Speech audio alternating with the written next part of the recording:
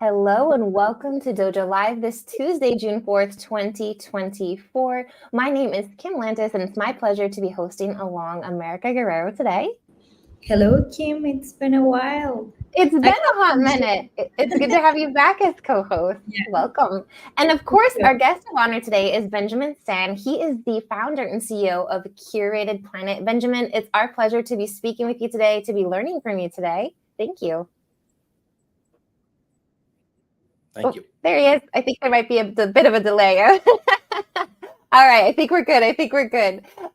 So today, Benjamin, we're going to be talking about perfecting guest communications for tour operators, looking at how tour operators can leverage omnichannel communications, pre-tour, on-tour, and post-tour. And of course, why would they want to do that? To increase guest satisfaction, reduce costs, and boost revenue. But before we dive into that topic of conversation, we really would like to get to know you, Benjamin, a bit better. What's your story? What's kind of led up to founding Curated Planet? So I've worked in travel my whole life, and my whole life since the age of 16 years old, meaning that with my co-founders here, and I'm working from our New York office with our chief systems architect. We both worked on, and we see New York in the background, a parking finder to make parking reservations easy and accessible throughout the United States. So that was my background, creating an app called Best Parking, initially in New York, worldwide, and always been interested in travel, in the booking space, in the payment space. And certainly in communications as well, and apps and mobile, et cetera. So when this has been a journey, and for any entrepreneurs on this podcast, we must have pivoted about 5 times. And we'll get to those 5 pivots. But the most important thing I would say was journey-wise for this startup. So with Best Parking, worked on it for 10 years, sold the company, bootstrapped the current company with the funds from the previous sale, didn't take any investment. However, learned a lot of valuable lessons about bootstrapping versus VC versus product market fit. And what ultimately led us to where we are today was attending conferences and hearing in-person pain points from people in the industry on things that they wanted. So listening to our customers is why I'm here today. It wasn't an inspiration. I didn't come to me in my sleep. Our current startup is very specific because of our clients and because of operators. Wow, good for you. I love that. I love that story. This sort of grassroots, truly listening. Speaking of conferences, I think we've got a Skift Summit going on in New York today, actually, the Data and AI Summit. A couple of our teammates from Encora are there. But I love your story. I love how that speaking with your customers is what's kind of arriving to perfecting guest communications. So you heard that there was this problem. What does Curated Planet do to solve it? So if you can imagine, and most people, when they book a tour, let's take a day tour to the Coliseum, they book that day tour through Get Your Guide, and they just assume that maybe Get Your Guide's handling it. They assume that everyone's going to show up on time. But in the background, you have people with flight delays. You have people that have last minute issues. People can't show up in the group. You have people that forget their documentation and don't have their name cards to even enter the attraction. You have people that didn't read the instructions, people that are running late, people that hit traffic. So to actually get a tour organized and departed with 100% of participants on time is actually very, very tricky. And a lot of what happens in the background historically have been operators manually messaging guests on Get Your Guide through the portal or through Airbnb or through TripAdvisor or through SMS or WhatsApp or however they can contact the guest and confirm that that guest is going to make it to the tour on time. And we say, well, can't we automate that through all of these extranets, through all of these communication channels, just like, for example, Uber automated, hey, my taxi's coming. in 5 minutes. I know when it's going to come. Or how doctors' offices have automated, hey, text to confirm your appointment so we don't have a no-show. Very simple. Tour operators haven't done that yet. So we're the first company actually automating processes to ensure that people show up on time, happy, and in sync with their guides and their coordinators. And of course, once you control communication flows, you can control upsells, cross-sells, reviews, tips, feedback, tons of other things. Yeah, it makes a lot of sense. It's a problem that I think easy for me to think like, well, if I don't show up or somebody doesn't show up, too bad, so sad, you missed the boat, right? But that's not how we want to run a business, because we want happy customers. And I think a lot of times, not everyone is adult enough to realize that was my problem. but I love it. Go ahead, America. Yeah, and even get reminders. So, for example, if you're exploring New York City, I will be that kind of person who's distracted all the time. Like, hey, we should do this instead. Or, oh, no, because, well, we already planned this. And then you get the notification that I guess that is one of your features, right, Benjamin, in Curated Planet? And true. And then you're talking about a place like New York or Rome, the Colosseum, if you're not familiar with it, trying to maneuver that environment to arrive to places on time, utilize public transit or whatever it might be. It's a really, really valuable point. So aside from getting 100% of your guests on tour, or what is the statistics? I guess maybe that's a good question to ask. What type of percentage do tour operators usually receive in terms of full, and then versus maybe what they've seen different with Curated Planet? Is it 100%? Are we there yet? No, but the most important thing is making sure that you know who's not going to arrive at all, so that you're not waiting for them.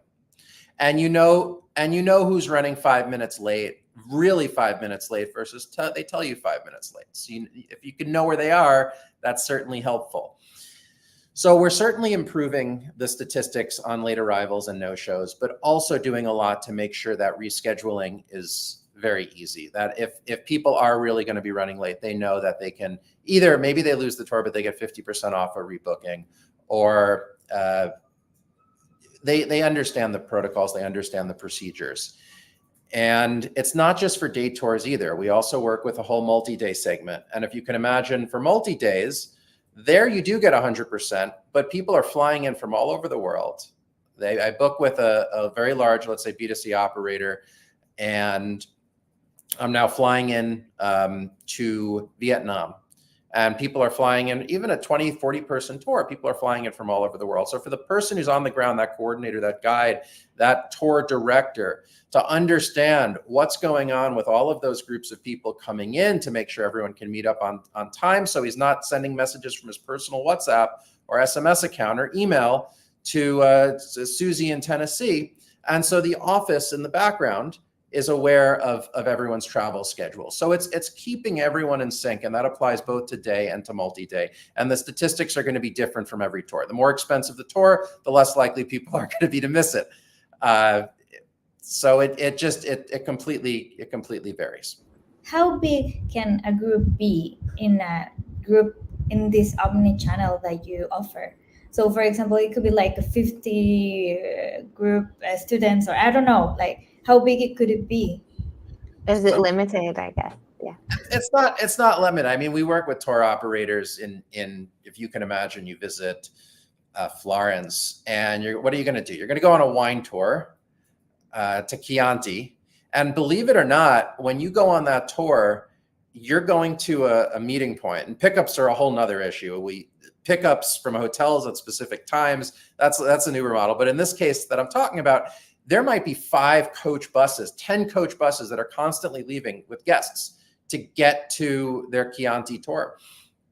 And it's limited. It's one of the things we don't realize when we book tours actually is there's generally and I shouldn't say this given the clients who might be listening, but the tour operators incentivized to open additional groups, right? And a lot of these buses are from bus companies that can lease buses at the last minute. So if you're a tour operator and you're approaching capacity on a group and you have 5 buses of 50 people each, well, you just lease that 6th bus, you open up 50 more spots. So from a customer's perspective, and again, I don't know if I should say this as well, I always book my tours closer to the time of departure when I'm familiar with what the weather is going to be and I know what to expect and I've got my other plans set and I'm not worried about cancellations. On the other side of the spectrum, I can't tell you how many people book tours through Get Your Guide and Viator, and there's a 24-hour cancellation policy and they forget to cancel, or there's an issue, or they realize that, hey, it's going to be raining today, and all of a sudden I want my money back. And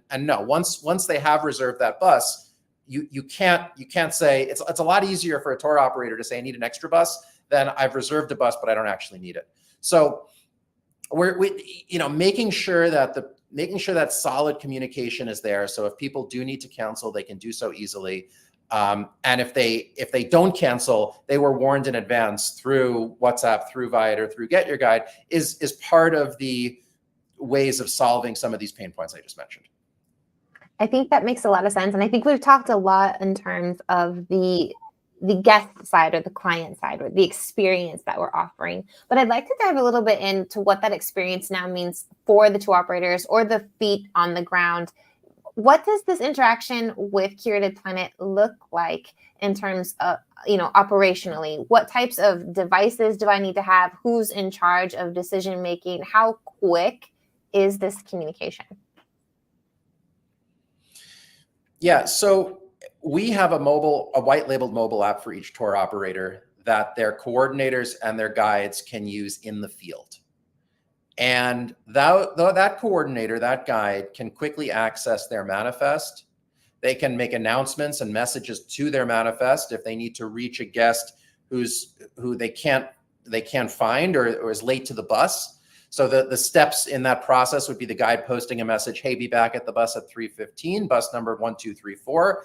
At 3:10, send an announcement, hey, 5 minutes to be back at the bus. That announcement needs to go to everyone using the operator's own communication channels. So WhatsApp from the operator or an SMS for an American, reach the guest, get a guaranteed red receipt, get a confirmation, and make sure that guest ends up back at the bus. So, and that's what it looks like from the tour operator, is sending a single announcement and using a whole bunch of automations to make sure that people are on time and in sync. So you're not having to make phone calls. Now, inevitably, the app does support phone calls, and as a tour operator coordinator, I can dial up a guest, but ideally we want to avoid that. We want just people to be at time. And keep in mind, if someone is late for that bus, it impacts everyone else's experience on the tour.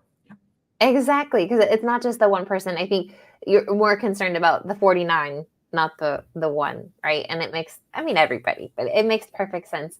And I just love this idea that you're being proactive more than reactive, but then you've also had these conversations with your users and the industry about the need to be reactive, right? In terms of, okay, now I really do need to make a phone call and speak to this person individually. What happens if the communication just hasn't worked? The guest shows up late, they miss the tour. We talked a bit about offering maybe discounts on rebooking, or maybe it's like, oh, we've got another bus coming in an hour, catch that one. What other type of now reactive elements does Curated Planet help with? So it depends on what automation the operator wants to set up. It's customizable. And one of the elements of the app is to be able to check people in, to mark them as no-shows, which surprisingly in this industry, you'd think that you show up at the tour, it's all automated. No, most of the time, a manifest is actually printed and emailed to the guide ahead of the tour. They check off people on a checklist. And then after the tour is over, they photograph that checklist, they WhatsApp it back to the main office, and they manually input who showed up and who didn't show up.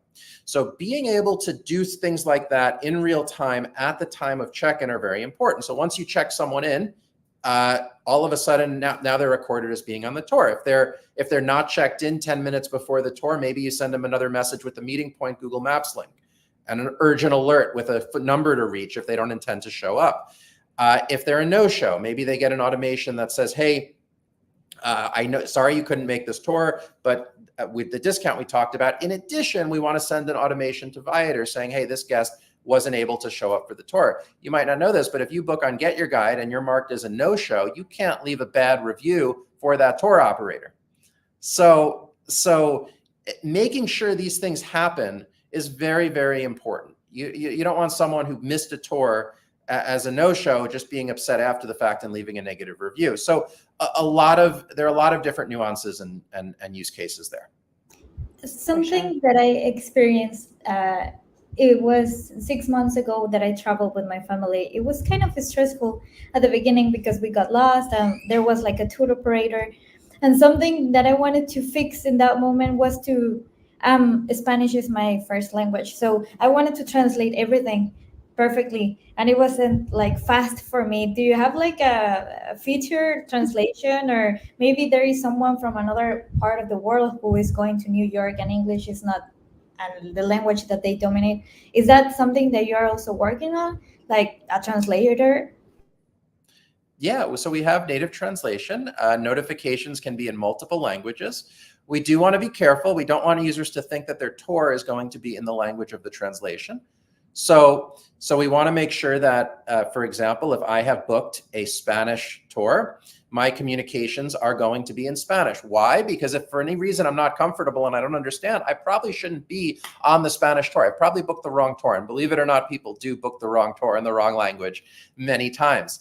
So we do want to be careful of that and mindful of that. But yes, translation is an important factor here, especially between guides and guests. There are a lot of tours that are bilingual. For the guide to understand who on the tour is English speaking versus Spanish speaking on a bilingual tour is very important. So also communicating that to the guide and for the guide to be able to see in the manifest who speaks which languages. Fantastic. And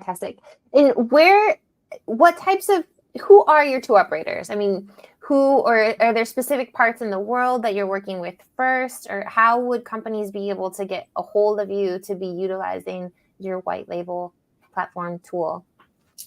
Yes, and when we say white label, right, for day tour operators, about 40% of guests will download the app. For multi-day operators, it goes up to 90%. Even for mature travelers. From the operator's perspective, they also get a fully native Swift Kotlin application that supports things, and we haven't talked about this, like native audio, self-guided tours for free time, restaurant suggestions, all things that you might need as a client during your tour. And this makes a huge impact both for day tours when they have free lunch options, free lunchtime, or even just we're talking about languages. You might be going on an English tour and natively Spanish, having those audio guides in the application of everything the guide has said about the Colosseum, about Palatine Hill to refer back to, or to listen in real time could also be helpful as well. So that's what we mean by native. And I'm sorry, I forget the root of the question. I think the root of the question is more like reach. Where's Curated Planet at around the world, I think, and who's utilizing you most? Sure. So both day and multi-day, and really we've had a lot of European tour operators, especially from Fat Tire Tours to Amigo Tours, that there's Spain and Mexico. We work with a lot of companies in Cancun where pickups and logistics are a real challenge. Crown Tours, one of the largest operators in Italy for Colosseum and Vatican tours. So all over, and Flight Center Group, Grasshopper Adventures over in Asia, Vietnam, Japan, etc. Communication is a universal challenge, regardless of where you're at. Even if you're in a tour in the same city, it's still a universal challenge. So we don't discriminate against anyone. We're open to any language of operator throughout the world, and both day tour and multi-day, they have a completely different set of pain points. We started in multi-day. We realized that day tour operators were actually a much higher volume. And if you can imagine the pain points that multi-day operators have on arrival day and every single morning, grouping people together, day tour operators have that at volume every day. So it was very important for us to tackle the day tour market so we could even better serve the multi-day market. But with regard to multi-day operators, just to give you a sense of pain points that you learn after the fact, things like sentiment analysis are really important. Multi-day operators typically have delegated to guides WhatsApp groups to communicate with their guests on tour. So everyone's in the same group messaging. One person, if they have a negative experience, they're impacting the experience of the whole group. Meanwhile, the main office doesn't know what's going on unless either a guest reaches out to complain or the guide reaches out to say, hey, something's happening. So if you have a centralized communication system, you're able to control and monitor the communication flows and have automatic, this goes into AI, flagging, hey, Susie is upset about her hotel room because there's smoke in it. Maybe you might want to reach out to her and not just delegate this to your independent contracted guide who works for 5 other different operators. Maybe you in the office should take charge here and help Susie. I just wanted to know that transaction. For example, if I book a tour via an OTA and then I'm in communication with the tour operator, how is that transition from the OTA now using the omnichannel that you offer? Am I making sense? Perfect and great question. So this is something operators didn't do until we came along. They would just let the OTA handle the booking confirmation and handle the booking reminder. And then all of a sudden, an hour before the tour, they would try to reach out, or the day before the tour, to confirm. That's not the time and place to do it. As soon as that booking is made on the OTA, an automated message needs to be sent into the OTA's extranet, identifying you as the operator, saying, hey, you've booked this, you've booked our insider tours, Barcelona through Get Your Guide or through Viator. Thank you so much for booking through our partner. If you need anything, reply here, and to create a conversation with the guest that starts at the point of booking so that the morning of the tour, you're not overwhelmed with people calling your call center, and so that the OTA, Viator and Get Your Guide, are not overwhelmed with people calling their call center. The OTAs are really, really good at taking bookings and making money and making sure that people book with them. The OTAs are not as good at confirming meeting points and dealing with customer service issues. They leave it to the operator. And the operator says, okay, I love the business. You're sending me a lot of business, but the more OTAs I work with, the more customer service I have to now deal with, the more teams. I was talking to an operator this morning.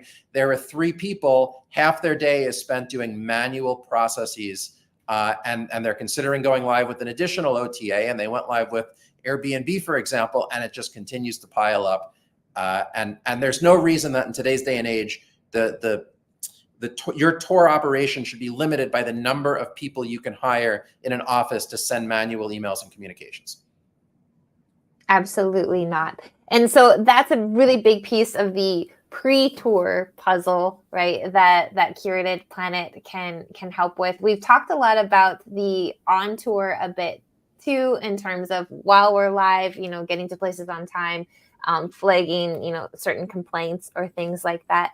Let's talk a bit about then the post-tour component. What does this look like? What are some of the problems that tour operators experience post-tour, and how are you addressing them? Yeah, so operators hate when they see a negative review on Get Your Guide or Viator, and they say, I wish we could have taken care of that in advance.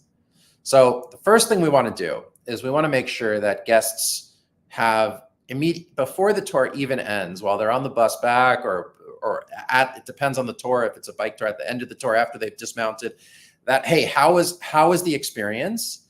And if that experience was not good, how can we damage control the situation? Maybe there's a % refund, but understanding immediately if a guest has an issue and segmenting that by the OTA. So a lot of operators work with agents, they work with luxury agents, they work with regular agents, understanding, okay, I booked on an extremely luxury agent that I'm trying to court. I don't want their customers to be unhappy. How do I do damage control before that tour even ends, before they complain to their agent? And conversely, if someone had a great time, I want to make sure that, yes, they post that review. Look, absolutely. If someone had a negative time and the bus crashed, and we can't fully prevent that. But what we can do is, people do love to be listened to. And we found that if they have an issue with the guide, for example, being aggressive in collecting tips, the operator will take care of it and listen to them and say, acknowledge this. We'll have a conversation with this person. So that's number one: review collection and review management, and making sure that you're represented online in the best possible light. The second thing, or the number 2 and 3, are cross sells. So based on who booked, I booked with my family and my child. What other kid-friendly activities could I book? Maybe I've booked one tour, and now for the second tour I get a discount. If I've already booked that second tour, maybe don't offer me a discount because I've already booked it. You don't want me canceling and rebooking it. That's number two. And number three for the guide is to allow customers to digitally tip their tour guide. So many times, especially now, people don't carry cash with them. But if you know who the guide is and you know what the guide tipping preferred platform is, you can allow digital tipping to take place. And typically that would take place after the guide has had a chance to collect that tip in person, because everyone loves cash. But if people don't have cash after the fact, sometimes they do want the to be able to leave that tip. And it's just incremental revenue / thank you for the guide. What That's about lovely. photo Super sharing? convenient. I'm sorry. Go ahead. I was just going to say super convenient, especially if we're talking about currency currency exchange that's might not be our own. Or even if you're like, geez, culturally, I'm not sure what a good tip for this is. Let me ask first, or what's appropriate. One doesn't want to under tip or over tip in those cases. So I think that's a really neat feature that hadn't even crossed my mind. America, go ahead. I just wanted to share that something that is really important for me after having an experience connecting with the tour operator is to share like photos, for example. That is like going to be the reminder of the life that I had in that moment. So is that something that you also do in this hub? Yes, absolutely. We generally find you can either ask for it. You don't want to send too many messages to customers, right? So you have to prioritize what you want. But typically the photos are prioritized more for the multi-day operators that really want those photos. And we also find that if they enable group chat for a multi-day operator, people are uploading photos themselves with their friends and et cetera. And because they're not using WhatsApp, they're using the operator's own platform. The operator has permissions and rights to use those photos. They can also reach out and ask for those photos. We also know that if you upload photos on WhatsApp, it's a degraded quality.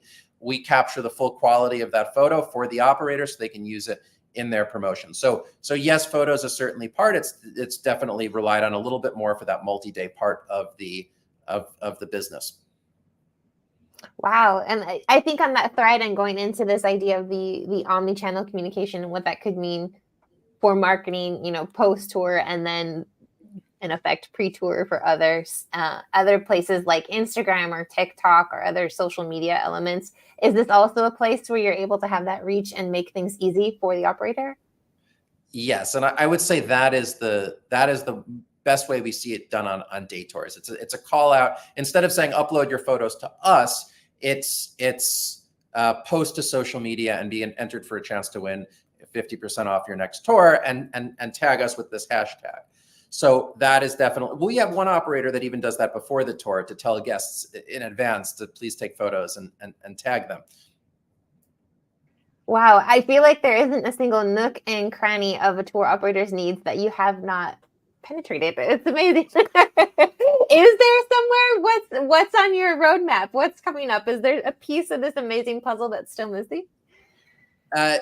Yeah, we're doing a lot of different nuanced features from rescheduling automations to I could go on and on, but I think the most important thing that we try to convey to our clients, and I would convey to any other entrepreneurs listening to this show, is one of our selling points is that we exclusively work with high volume, logistically complex B2C tour operators. And we see a lot of other companies in the space targeting hop on, hop off buses, attractions, like Empire State Building tickets. I could go on and on about kayak rental, right? So knowing what to focus on and solving the niche of a specific segment is now, you want to make sure that segment's not too small, that it's a large enough segment that you can have a business. But once you have a focus on that segment, because what we say to our clients is, yes, we're working with your competitors. They always ask, well, yeah, but if you do something, you're going to work with my competitors and they're going to be, yeah, but a rising tide lifts all boats here. Everyone benefits by having these better communications. It's better for everyone if they make more margin, more revenue. Yes, they're all competing, but we're at a point where now companies are telling others in their city or their space, hey, you should talk to these guys. So it is super important. And the other thing is, if we have something on a roadmap, that means it's applicable to every single one of our clients. The only thing that might not be is there are certain elements of the multi-day versus day market that are a little bit different. But we are very, very highly focused, and I can't recommend that more to anyone who's starting a company. I love that. And the sentiment of the rising tides lift all boats that you mentioned is this actually a sentiment that we've heard a lot speaking with other folks within travel and hospitality over these past few weeks and months, is just the industry as a whole, I think, is shifting into being much, much more collaborative. And I love that sentiment. Benjamin, if you've still got 1 to 2 more minutes with us, we have come to the end of our 30 minutes, but I did want to take it back to your story and what you mentioned at the beginning of the show in terms of bootstrapping and just your takeaways versus how to go ahead and fund companies in terms of words of wisdom, again, for any entrepreneurs or people entering the industry. What was your experience and what sort of words of wisdom might you share on that front, aside from being hyper-focused and choosing your niche wisely? To go to industry conferences, to listen to needs, because I see our initial idea was helping it had to do with influencers and people. And I've seen people booking trips by influencers, and I've seen no less than 6 startups and a combined $30 million get burned and flushed down the toilet because people had this idea that I had, which was a decent idea, and frankly doesn't work. Just because you think of an idea and it makes sense to you doesn't mean that it's a good idea. A good idea means I've gone to conferences, I hear from tour operators, or I hear from any group of people, and I'm not prompting them, I'm asking them, what's your pain point? Another operator, what are your pain points? What are your pain points? And if all the companies at this industry conference have the same pain points, maybe you have a business there. So this can be done in any industry, and it doesn't cost that much to go to a lot of conferences. You can go to Attraction, you can go to zoo conferences, anything. So I think that's a great idea to launch a business and a way to launch a business versus I have a good idea. That's not a good way to launch a business. I love that. And simultaneously, you are living travel and hospitality and identifying maybe other pain points individually, right? As you're going to all of these conferences and talking to all these people. Absolutely stellar. Is there a particular conference that you've enjoyed the most? What's the winner out there in the industry? In our industry, I have to give a shout out to Arrival. We're now a global sponsor. It's a great return for us. It's a small conference for the tours and activity segment, but it's very highly focused and very C-level driven. So a lot of these conferences, you just got to pay attention to, are they C-level execs there, or are they kind of buyers and sellers? Yep. And it makes a big difference. So Arrival with 1 R, ARIVAL.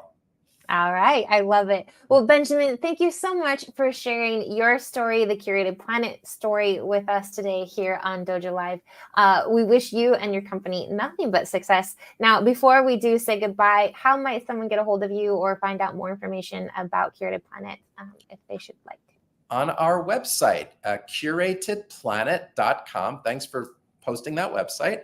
And you can schedule a demo. And right now that demo is with me personally. So nice. Schedule it in the next month and you'll get a demo with me. We're onboarding some more reps, but would love to speak to you.